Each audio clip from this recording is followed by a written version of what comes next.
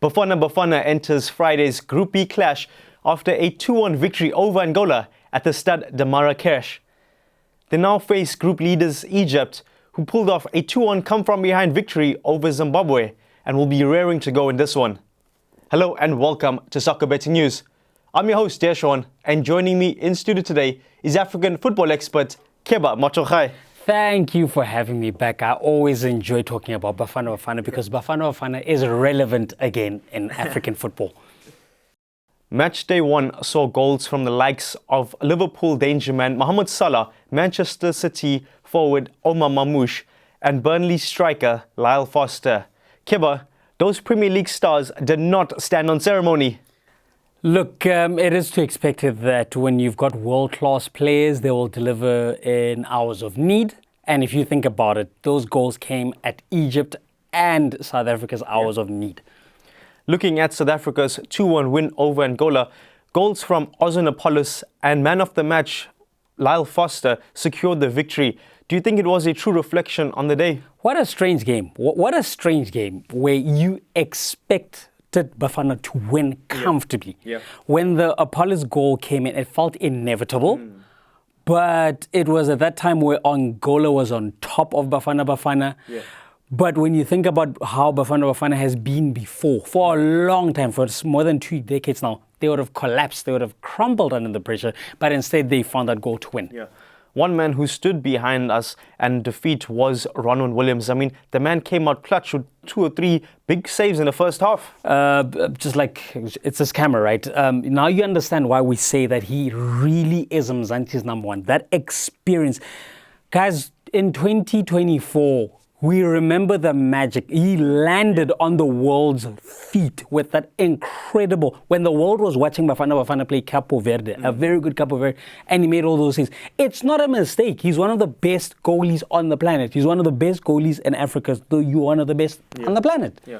It did feel like it was a game of 2 halves, though. Yeah. In the second half, what did you make about South Africa's contingent?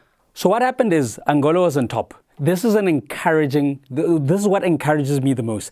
Once Bafana Bafana settled, they got stronger and stronger and stronger, and Angola barely threatened our goal. And that says a lot about the quality of the Bafana team, and it says a lot about the coaching and about the tactical adaptation to what was unfolding. Yeah. So hence why I'm like, okay, strange game, disappointed that we didn't hammer Angola, but then we remember that Angola played very well. Yeah. Looking at this weekend's encounter against Egypt, do you think Hugo Broos is ready to unleash the likes of Rele Mofokeng? I wonder what he has up his sleeve. I really do wonder what he has, because everybody knows now. It's a known in African football that South African teams, whether it's Pirates, Chiefs, Sundowns, Bafana Bafana, deliver against all North African opponents. Yeah. So I'm telling you, Egypt is not going to be looking at this game comfortably, and we know that those Moroccans are going to be behind South Africa just to get one over there and their arch rivals up top. Yeah. It should be an interesting game. I don't know if you start with Mofokeng as a central attacker just to unsettle Egypt, because they've obviously been keeping an eye on what Bafana Bafana does, on what Sundown does, and what Pirates does, because that's more or less the core. So you can literally study all 3 teams to figure out what is happening. And I'm assuming Hugo Broos, in his wise old age, will have something up his sleeve. Yeah. You know, that actually brings me to my next point, because what is Bafana Bafana's strongest starting 11? I mean, we know the backline kind of takes care of itself, but that midfield 3 and that forward 3, where does Mofokeng and possibly Mbule fit? That looks like this. If we played Egypt in a semi-final again, that looks like the squad that would start again. And I think we've touched on it before that there was a static approach. Bafana Bafana just looked bereft out of ideas.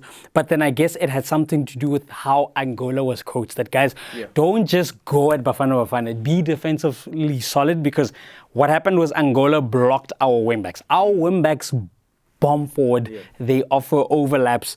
And that's why, Ozone, it felt like he was a little bit blunt and but when they got into the game, they either assisted or scored. Yeah. Speaking about getting into the game, Egypt ran riot over Zimbabwe as far as the stats were concerned. Yeah. I believe the Pharaohs had something like 80% possession, conjured up, I think, 32 shots, 11 of which were on target. I mean, can you see a similar performance against Bafana Bafana? No, not going to happen. No. What people forget is Zimbabwe has taken on the role of spoilers. They almost cost us our place at the World Cup.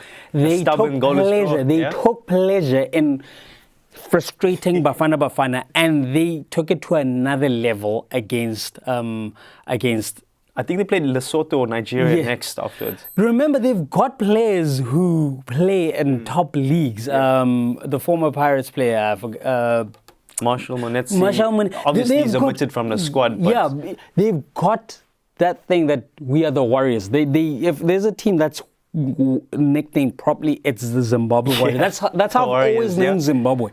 They will be stubborn, they'll be obstinate, they will frustrate you.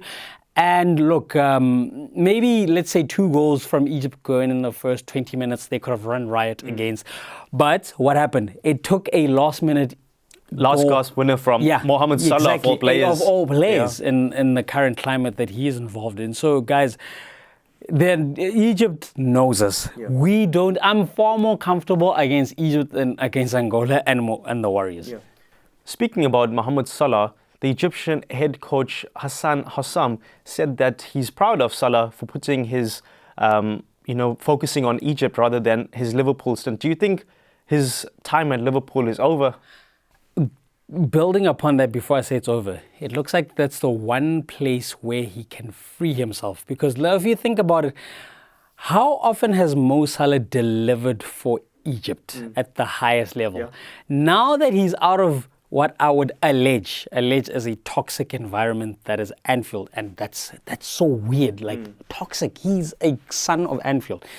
He's got that AFCON to release his frustrations. That is the biggest danger for Bafana Bafana, that you've got this Mo Salah who is approaching, or who's in the winter of his career, who needs that international. He's an all-time great, one of the greatest footballers there ever was. And what better time than to lead Egypt to a title in Morocco, just for the culture. Well, I'm glad you actually said that, because who will make more noise? Salah winning the African Cup of Nations with Egypt, or Liverpool going top by January? I think what is more likely is Egypt winning AFCON more than Liverpool getting, because Liverpool is now 10 points off Arsenal on the league. 10 points. 10 points. That's It's a closable gap, though. It's closable in 3 months as opposed to 8 months. Because now Man City is back in business. You've got Aston Villa who's causing problems. Arsenal will be as obstinate as. So Mo Salah, that's one of the beauties of African Cup of Nations. There's always these little subplots and contexts. It would be very interesting to see how the world, because now the world is interested in this tournament. We keep an eye on social media and how everybody thinks of AFCON. It's like that melodrama, that soapy Spanish language melodrama. And Mo Salah will look to make a statement. Yeah. Well, Egypt were almost caught with their pants down, but luckily it was for Salah. If you're looking at Zimbabwe, Prince Dube finding the back of the net, as well as Angola opening their account at the Africa Cup of Nations, would you say Group B is a group of death? After going into this tournament, you'd have thought South Africa and Egypt would have been comfortable. Now it's like, but then South Africans do know we do have that trauma of Zimbabwe at Moses Mabhida. And now they've shown, look, as much as Liverpool, this is football, as much as Egypt struggled against, it shows that remember, Morocco is the leading football nation on the African continent. So it's your chance to perform, particularly in conditions where the football, I mean, it's cool. It's winter in North Africa, so it's easier to play. The stadiums are fantastic. And now that CAF, the organizers, have realized, just let people in for free. Because everybody knew they were not going to attend because the tickets were expensive. Now, after the gates were open, people flooded into because they were interested in this game. So if I'm a Zimbabwean player, hey, I know that for a lot of them, South Africa is their way out into. So, deliver. I'm interested to see what Zimbabwe has to offer. On Friday, I'm sure it's going to be a sold-out affair when Egypt take on South Africa. Do you think that it's going to be a game of tight margins, or can you see a clear-cut winner? I'm sure there's no underdogs, There's going to be fear on both teams. There's going to be fear. It's going to be one of those games where I'll just stare at each other. Whoever blinks. It's going to be one of those one-goal games or a draw. I, for instance, am so confident in Bafana Bafana because just in the last few years, remember, guys, South Africa has lost 6 games in 4 years. 6 games in 4 years. Wow.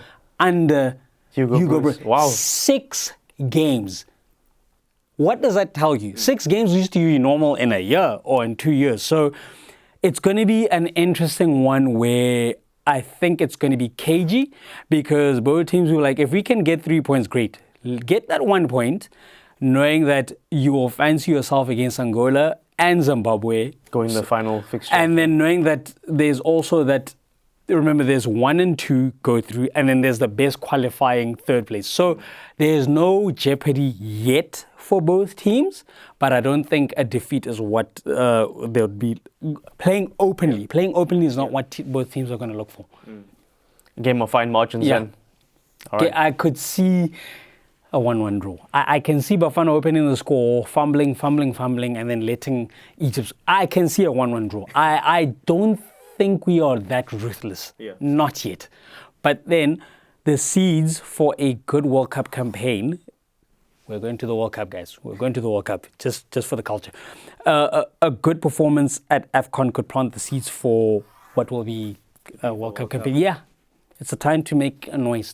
Because now people are going to be watching. People are interested in Bafana Bafana's progress worldwide. All right.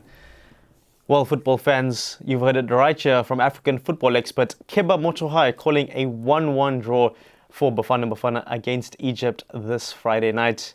If you haven't already, don't forget to like this video and subscribe to our channel. Also, drop us a comment letting us know which side of the camp you're on. From all of us in studio, thanks and goodbye.